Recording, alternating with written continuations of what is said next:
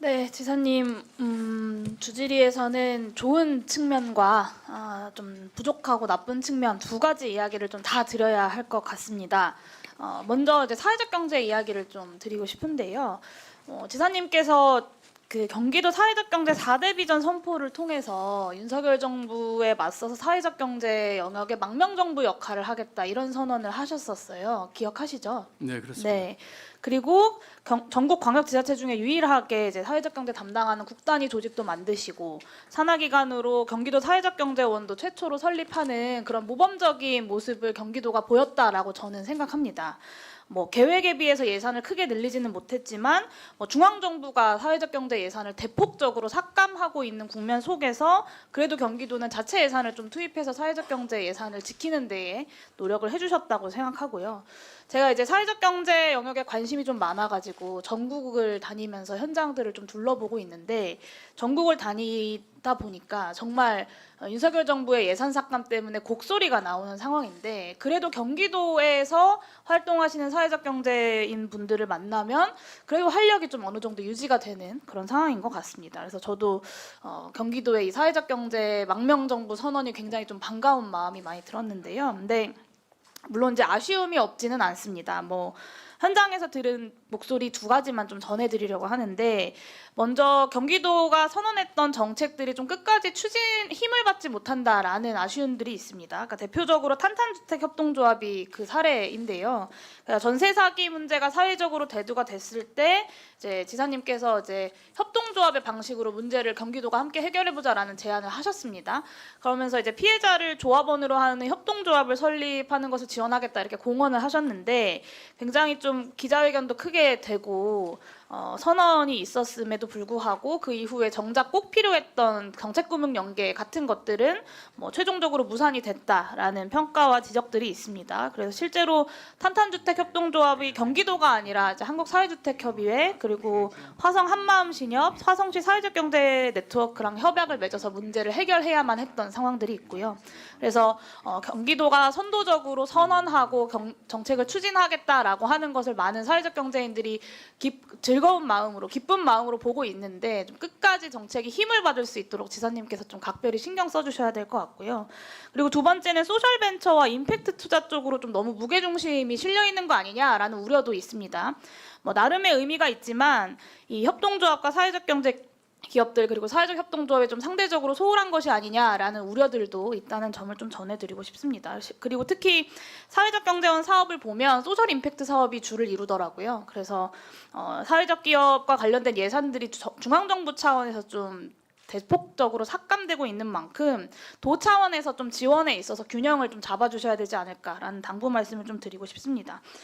그리고 추가적으로 이 경기도의 일관된 사회적 경제 예산 지원 확대가 저는 필요하다고 생각합니다. 좋은 방향으로 가고 있었고 앞으로도 그 방향을 확대 강화해달라는 요청인데요. 현장에서는 최소한 내년에도 올해 수준의 예산은 필요하다. 최소한. 근데 윤석열 정부에서는 내년 예산을 작년보다 더 삭감해서 이제 국회에 제출하고 있는 상황이고 혹시나 경기도에서도 지원이 줄지 않을까라는 현장의 우려가 굉장히 큽니다. 그래서 내년 사회적 경제 예산이 올해 규모로 지원될 수 있도록 하겠다라는 약속 그리고 사회적 경제의 망명 정부 역할을 하겠다라는 약속을 오늘 국정감사 자리에서 해주시면 좋지 않을까라는 요청을 좀 드립니다. 예, 답변 드릴까요? 예. 네, 짧게 부탁드립니다. 예, 감사합니다. 사회적 경제 관심 가져서 감사하고요. 이 사회적 경제는 앞으로 대한민국 경제에 있어서 중요한 활력이 될 겁니다. 많은 분들이 여기에 대해서 잘 모르거나 오해하고 계세요.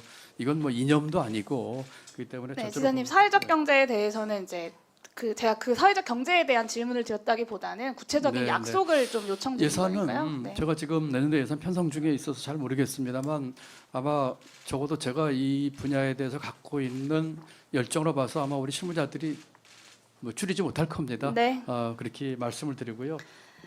전통 그 사회적 기업, 사회적 경제에 대한 것도 여러 차례 제가 말씀을 드려서 균형 잡히게 해라고 소셜 임팩트라든지와 또 협동조합이나 또 이 마을 기업이라든지 하는 것 같이 균형을 좀 잘 신경을 쓰고 잡아주시기를 있습니다. 요청드립니다. 두 번째는 이제 지방세수 관련돼서 좀 말씀드리려고 하는데요. 화면을 좀 봐주시면 이게 23년 일반회계 경기도 지방세입 현황입니다. 지방세 수입이 전국적으로 5.3%가 감소했는데 경기도 본청은 7.5% 감소해서 전국 평균보다 좀 월등히 커요. 경기도 전체로도 6.5% 감소해서 전국 평균보다 큽니다. 그리고 감소액 비중으로 봐도 경기도의 지방세 감소가 굉장히 커요. 전국적으로 6.3조 원 정도가 감소했는데 경기도 본청만 1조 원이 감소를 했습니다. 그리고 지방세 감소액의 17.3%를 차지했습니다. 그러니까 경기도가 차지하는 지방세수 비중이 13%보다 큰 비중이고요. 경기도가 좀 유난히 그 지방세 감소폭이 큰 이유를 좀 파악하고 계실까요? 짧게 부탁드립니다. 예, 지금 아무래도 이제 부동산 거래 문제라든지 이 경기 침체로 인한 네. 그 영향을 경기도가 받고 있습니다. 네, 아무래도 제가 파악하기로도 전국 자료를 좀 보니까 취득세랑 지방소득세가 세입 감소를 좀 주도한 것으로 보입니다. 부동산 경기가 큰 영향을 미치는 취득세 그리고 개인소득세, 법인소득세의 10% 가량으로 구성되는 지방소득세가 크게 감소한 것 같은데 경기도가 특히 이제 반도체 포함해서 수출 대기업 공장들이 많이 있기 때문에 그래서 그런지 좀 기초 지자체들도 다른 지자체들에 비해서 세수 감소폭이 굉장히 크다라는 것을 제가 좀 확인을 했어요. 물론 이제 지방 세수 늘리는 게 경기도 지사님 개인의 노력만으로 되는 것은 아닌데 제가 이 자리에서 드리고 싶은 말씀은 도지사로서 그리고 또 유력한 대권 주자로 여겨지는 분으로서 야당의 또 유력한 정치인으로서 윤석열 정부의 초부자 감세 정책 그리고 수출 대기업 퍼주기 정책에 대해서 충분히 비판의 목소리를 내기보다는 오히려 뭐 민주당이나 기본소득당 같은 야당이 주장해왔던 민생회복지원금의 보편 지급을 비판하는 데에 좀 힘을 싣는 모습들 이런 것에 대한 도민들과 국민들의 우려가 좀 있습니다. 오늘 아까 정동만 의원님 질의에서 일단 하는 것이 중요하지 않겠냐라고 답변하셨는데 저는 사실 그렇게 답변하셨으면 좋았을 텐데 여당에서 당시에 집중하지도 않던 선별이냐 보편이냐를 가지고 괜한 논란이 일어나고 국민적 오해가 더 커진 거 아니냐라는 우려가 있습니다. 그리고 마무리하겠습니다.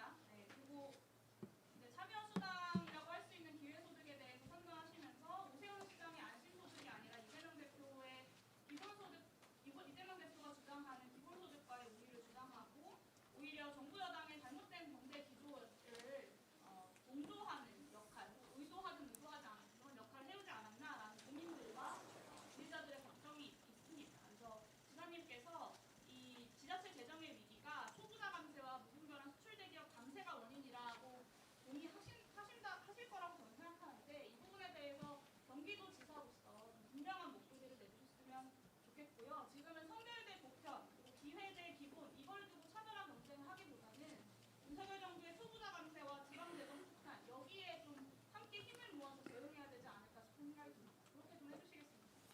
예, 위원장님 답변 짧게 드려도 될까요? 네, 짧게 좀 예, 해주십시오. 그렇게 하겠습니다. 그 좋은 말씀 많이 해주시는데요, 영 의원님께서 첫 번째로 그 광역자치단체장 중에서 정부의 재정 정책에 대해서 제가 가장 생산적인 비판하고 있는 사람입니다. 제가 국가 재정을 10년 운영을 했고요, 나라 삶을 살았던 사람입니다. 그렇기 때문에 경기도가 작년에 최초로 중앙정부가 독자적인 재정 정책을 쓰겠다고까지 말씀을 드렸어요. 금년에 정부가 2.8% 늘렸을 때 제가 6.8% 늘렸습니다. 부자 감세라든지 이거에 대해서 계속 제가 저는 생산적인 비판을 계속했기 때문에 영 의원님 말씀에 조금 제가 이견이 있고요. 그 다음에 뭐 기본소득이나 기회소득 그런 걸 각세운 적도 없고요. 그렇게 해석은 하는지 모르겠지만 저는 제가 생각하는 길을 뚜벅뚜벅 할 뿐이지요. 다만 그 취지 자체에 대해서는 뭐 전적으로 공감합니다. 지금의 정부의 재정 정책과 그 다음에 세제를 포함한 조세 정책 포함한 것에 대해서는 저는 상당히 잘못됐다 하는 얘기를 여러 차례 해왔습니다. 네, 수고하셨습니다. 다음은 존경하는